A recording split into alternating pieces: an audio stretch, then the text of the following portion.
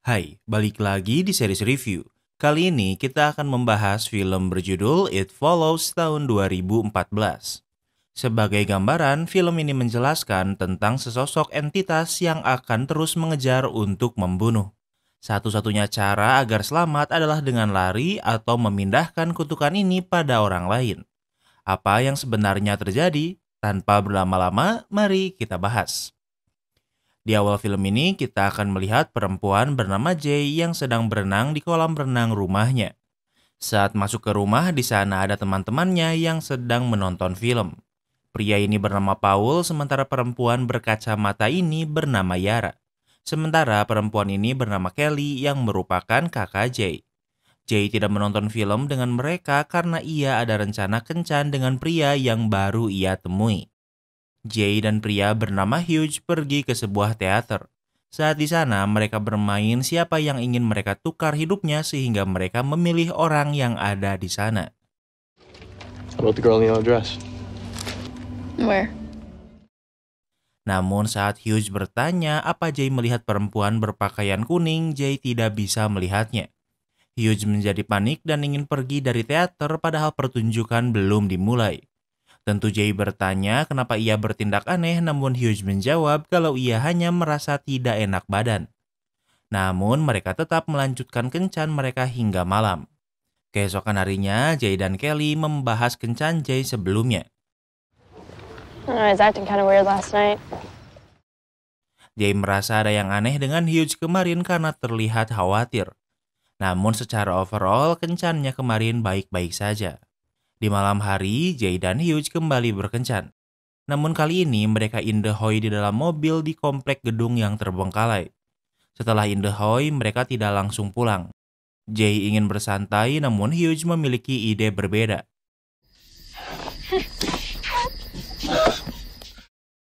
Hugh menyerang Jay dengan membuatnya pingsan. Saat tersadar, Jay sudah di dalam bangunan dengan keadaan diikat di kursi roda. Selain mengikat Jay, Hugh tidak melakukan apapun. Tentu Jay panik saat melihat ia terikat. Hugh meminta maaf karena ia tahu kalau Jay tidak akan mempercayainya. Saat ini, Hugh sedang diburu sesuatu dan ia memindahkannya pada Jay. Jay masih tidak mengerti, namun Hugh mendorong Jay melihat seorang wanita tanpa pakaian yang berjalan ke arah mereka. You can get rid of it, okay? Just sleep with someone as soon as you can. Hugh menjelaskan kalau itu adalah makhluk yang sedang memburu Jay. Jumlahnya hanya ada satu, tapi dia juga tidak bisa berlari.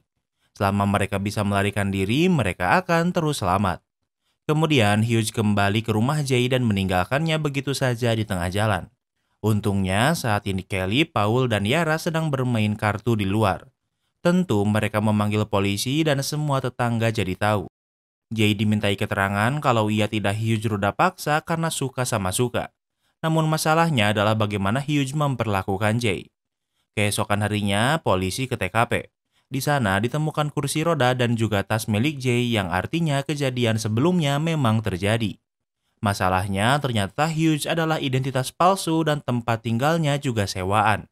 Hugh tidak bisa ditemukan dimanapun. Keesokan harinya, Jay kuliah seperti biasa namun ia tidak bisa fokus belajar. Saat melihat keluar, ia melihat seorang nenek tua aneh yang berjalan ke arahnya. Awalnya, Jay pikir ini bukan apa-apa, namun wanita tua ini terus melihatnya dan hal ini membuat Jay takut. Jay memilih keluar kelas walau belum waktunya bubar. Hello? Hello? Wanita tua ini memasuki bangunan dan hanya Jay yang bisa melihatnya. Kini Jay yakin kalau wanita ini memburunya sehingga ia melarikan diri. Jay pergi ke toko es krim tempat Kelly dan Paul bekerja. Something was gonna follow me. That's all bullshit, Jamie. Jay memberitahu apa yang Hugh katakan dan juga orang yang memburunya. Kelly tidak percaya karena tentunya ini terdengar mustahil. Paul ingin membantu dan bersedia menginap untuk melindungi Jay dan Jay menerimanya. Di malam hari, Paul di rumah Jay dan Kelly dan akan berjaga di sofa. Selain itu, Yara juga ikut menginap. You can't sleep. Namun Jay tidak bisa tidur sehingga ia ke ruang TV bersama Paul. Paul menenangkan Jay kalau semuanya akan baik-baik saja. I got one too. The fuck? Go look. Saat berbicara, mereka mendengar suara kaca pecah. Paul memeriksanya dan ia berkata ada jendela yang pecah di dapur namun tidak ada siapapun. Paul ke atas untuk membangunkan Kelly dan Yara. Karena penasaran, Jay ingin memeriksa dapur. Ada seorang wanita tanpa pakaian yang berjalan dengan sangat pelan. Tentu Jay berteriak ketakutan kemudian pergi ke kamarnya. Paul dan yang lainnya khawatir karena Jay mengunci pintu. Paul meyakinkan Jay kalau tidak ada siapa-siapa di rumah sehingga Jay membuka pintu. Paul dan Kelly memasuki kamar dan Jay sangat ketakutan. Mom? Tak lama kemudian ada yang mengetuk pintu dan membuat semua orang waspada. Everything's okay. Ternyata itu adalah Yara, namun di belakang Yara ada pria besar yang memburu Jay. Jay lari lewat jendela kemudian pergi dengan sepeda. Jay pergi ke taman karena di sini di luar dan ia bisa pergi kapanpun yang ia mau. Tak lama kemudian Paul, Kelly, dan Yara menyusulnya ke taman. Jay sangat ketakutan dan juga bingung. Do you see that? It's a person. Seorang pria datang dan membuat Jay takut namun semua orang bisa melihatnya. Pria ini bernama Greg dan merupakan tetangga Jay dan Kelly. Jay tidak ingin kembali ke rumah dan ia ingin mencari Hugh. Greg membawa mobil, kemudian mereka berlima pergi ke rumah Hugh. Rumah ini sudah diperiksa polisi dan Hugh tidak bisa ditemukan di sini. Tapi mungkin di sini mereka bisa menemukan petunjuk di mana harus mencarinya. Rumah ini bukan rumah Hugh, melainkan rumah yang ia sewa. Rumah ini juga tidak proper, namun ada banyak alarm dari kaleng bekas agar Hugh bangun jika ada yang mendekatinya. Hey, come look at this. Mereka memeriksa barang-barang di sana dan Paul menemukan foto Hugh. Perempuan di foto ini menggunakan jaket versi di sekolah SMA yang mereka kenali. Kini mereka tahu di mana Hugh sekolah, mungkin mereka bisa mencari siapa Hugh sebenarnya. Pihak sekolah memberitahu kalau nama asli Hugh adalah Jeff dan juga memberi alamatnya. Kemudian mereka pergi ke rumah Jeff untuk menanyainya. Jeff tidak mencoba melarikan diri karena tahu kalau Jay butuh bantuan. Ia menjelaskan ia mendapatkan kutukan ini dari one night stand dengan seorang wanita di bar. She could do the same thing I did. I mean, it should be easy for her. She's a girl. Jeff menyarankan Jay untuk memindahkan kutukan ini pada orang lain dengan cara berhubungan badan dengannya. Jeff juga masih belum aman karena jika Jay dibunuh, maka makhluk ini akan kembali memburunya. Tentu orang-orang tidak mempercayainya, namun Jeff tahu kalau Jay mempercayainya. It's somewhere walking straight for you, but it is walking. Ia menyarankan jika ada orang yang berjalan ke arahnya, artinya ia harus segera pergi. Jay masih tidak ingin pulang. Keluarga Greg memiliki sebuah rumah di danau yang bisa dipakai sehingga mereka akan pergi ke sana. Have you thought about what he said? Maybe passing it on? Kelly bertanya bagaimana jika memindahkan kutukan ini sesuai saran dari Jeff, namun Jay masih belum yakin. Tak lama kemudian mereka sampai di rumah danau keluarga Greg. Greg memiliki pistol untuk jaga-jaga. Ia mengajarkan Jay cara menembak agar ia bisa bertahan diri. Setelah berlatih, mereka bersantai karena tak ada yang bisa mereka lakukan. Tanpa Jay sadari, ada makhluk yang memburunya di belakangnya. Rambut Jay diangkat dan semua orang kecuali Greg melihatnya.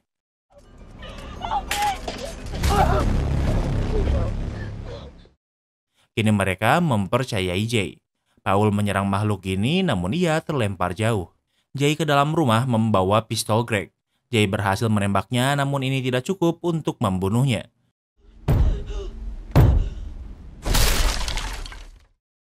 Terdengar makhluk ini mencoba masuk kemudian menghancurkan bagian bawah pintu.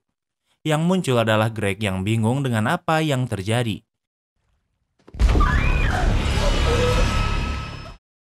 Greg pergi, kemudian makhluk ini kembali, lalu Jay keluar dari pintu lain. Jay sangat takut sehingga ia pergi menggunakan mobil Greg. Namun karena Jay tidak fokus, akhirnya ia crash ke kebun jagung. Waktu berlalu, Jay tersadar di rumah sakit. Terlihat tangannya terluka, namun nyawanya tidak dalam bahaya. Tentu, ruangan rumah sakit hanya memiliki satu pintu sehingga Jay sangat takut jika pemburunya datang sekarang. Kini akhirnya Jay mempertimbangkan usulan Jeff. Jay ingin memindahkan kutukan ini pada Greg dan dengan senang hati Greg menerimanya. 3 hari kemudian Greg memberitahu kalau kutukan yang dimaksud Jay masih belum ia lihat. Namun tentu Jay juga tidak tahu kenapa, namun ia yakin kutukan ini nyata. Keesokan harinya, Jay sudah bisa pulang dari rumah sakit. Greg ke rumah Jay untuk menanyakan kabarnya. You really haven't seen anything? She didn't make it up. Greg masih tidak bisa melihat kutukan yang dimaksud Jay. Di malam hari, Jay terus mengawasi rumah Greg yang berada tepat di depan rumahnya. Ia mengawasi untuk memastikan apakah kutukan ini akan datang. Jay melihat seorang pria yang mencurigakan memecahkan jendela rumah Greg. Jay menelepon Greg namun tidak ada yang menjawabnya. Dengan cepat, Jay ke rumah Greg untuk memperingatkannya. Pintunya dikunci sehingga ia harus masuk lewat jendela. Makhluk ini berubah menjadi ibu Greg dan terus mengetuk pintu. Jay meminta Greg untuk tidak membuka pintu, namun Greg malah membuka pintu. Dengan cepat, Greg diserang. Jay memeriksanya dan ia melihat Greg sudah meninggal dan kini Jay yang akan menjadi target selanjutnya sehingga ia harus segera pergi. Jay pergi ke tempat yang sepi dan tidur di sana hingga pagi. Saat ini Jay sedang di pantai dan di tengah laut ia melihat ada beberapa orang yang sedang berpesta.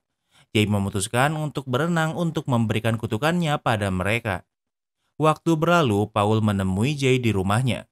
Jay tahu kalau kutukan ini akan segera mendatanginya.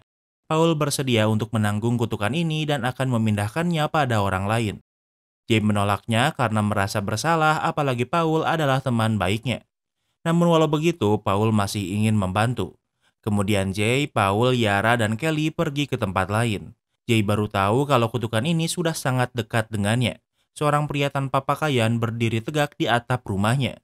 Mereka pergi ke sebuah lingkungan yang terbengkalai. Tidak ada yang tinggal di sini, namun di sini masih ada sekolah.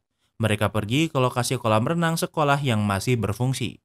Mereka membawa banyak barang elektronik dan memasangnya di sekitar kolam untuk menjebak kutukan ini di dalam kolam kemudian menyetrumnya.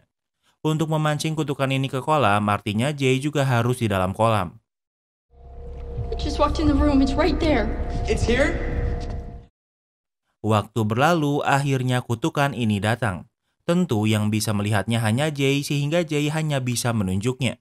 Namun kutukan ini tidak memasuki air. Ia malah melempar Jay dengan barang elektronik.